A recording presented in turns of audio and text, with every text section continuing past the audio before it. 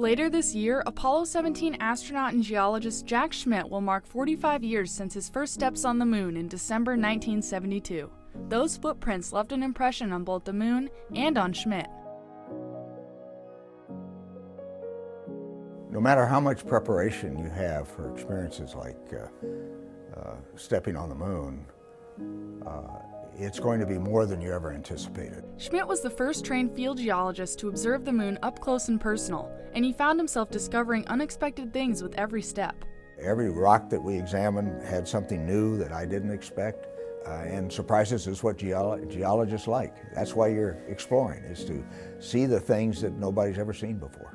Schmitt spent a combined 22 hours outside of the spacecraft during his 3 excursions on the moon. Before his own trip, Schmitt trained other Apollo astronauts, sharing with them his in-depth knowledge of fieldwork. The main thing was to expose them to as many different, say, geological experiences as we possibly could. Get them out in the field. Don't let them sit in the classroom. He treated training scenarios on Earth the same way he would if they were on the moon, including simulated equipment, backpacks, and cameras strapped to the front of spacesuits. Astronauts could then focus on what differences in the rocks they were seeing and what rock samples were best to collect, essentially giving them the fundamental field geological experiences that they needed to succeed. The 4 or 5 days per month Schmitt spent training astronauts in the field really did make a difference.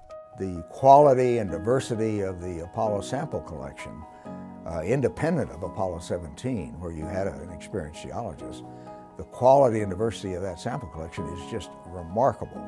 Fortunately, the current Lunar Reconnaissance Orbiter mission, or LRO, is changing the game, bringing back high-quality photography of the moon that Schmitt only wished he'd seen before his own trip.